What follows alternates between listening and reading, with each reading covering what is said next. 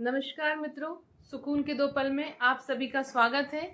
आपकी दोस्त और मोटिवेशनल ऑथर डॉक्टर तिलोत्तमा आजाद। मित्रों, अगर आप इसी जन्म में ईश्वर के दर्शन करना चाहते हैं तो इस वीडियो को ध्यान से देखिए।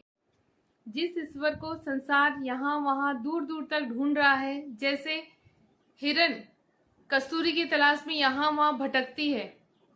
कई बार तो मनुष्य यह सोच बैठता है कि ईश्वर है ही नहीं, और कुछ लोग अगर मानते भी है कि ईश्वर है तो वे कल्पना करते हैं कि कहीं दूर ईश्वर होंगे जिन्हें सिर्फ और सिर्फ गहन तपस्या के द्वारा ही, गहन साधना के द्वारा ही प्राप्त किया जा सके। मन में प्रश्न उठ रहा होगा कि ईश्वर इतने नजदीक है तो हमें दिखाई क्यों नहीं देते।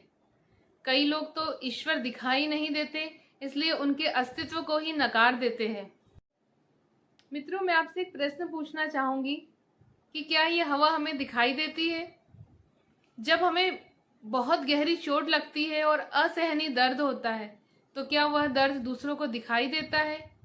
और जब हम किसी से प्रेम करते हैं तो क्या यह प्रेम दिखाई देता है?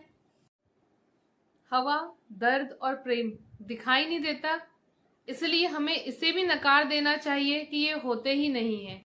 मैं जानती हूँ कि इन प्रश्नों के भी जवाब आपके पास होंगे कि साइंस के माध्यम से, साइंस के उपकरणों के माध्यम से हम हवा को देख सकते हैं, आंसुओं के माध्यम से हम दर्द को महसूस कर सकते हैं, और एक बच्चा अपने माँ के प्रेम को अनुभव कर सकता है। जब ईश्वर से हमारा जुड़ाव हो जाता है तो हमें शब्दों का सहारा नहीं लेना होता है। हमारी कोई भी अरदास, जब हमारे अरदास करने की भी आवश्यकता नहीं होती है, हमारे एक एक मन के भाव, हमारी एक एक प्रार्थना करने से पहले ही हमारी सारी अरदास, हमारी प्रार्थना पूरी हो जाती। ईश्वर को अगर हमारी इन आंखों से देखा जा सकता तो संत सूरदास जी कभी भी इस निराकार साकार के दर्शन नहीं कर पाते। ईश्वर को सिर्फ और सिर्फ मन की आंखों से देखा जा सकता है। कल्पना कीजिए कि ईश्वर कितने सुंदर होंगे कि एक राजकुमारी मीरा ने इनके लिए सारे राजकीय सुख छोड़ दिए। कहा गया है ना कि हरि व्यापक सर्वत्र समाना, प्रेम से प्रकट भय भगवाना। कहने का तात्पर्य कि ईश्वर सभी जगह व्याप्त है, कण कण में ईश्वर विद्यमान है, बस इसे प्राप्त प्रेम के द्वारा ही किया जा सकता है।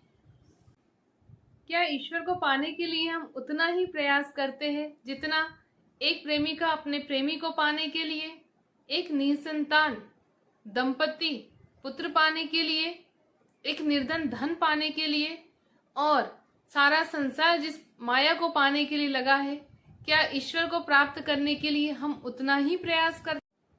जिस दिन ईश्वर को पाने और इसके दर्शन की एकमात्र अभिलाषा रह जाएगी, उस दिन किसी भी स्थान पर, किसी भी वस्तु से ये निराकार ईश्वर साकार रूप में आपको दर्शन देंगे।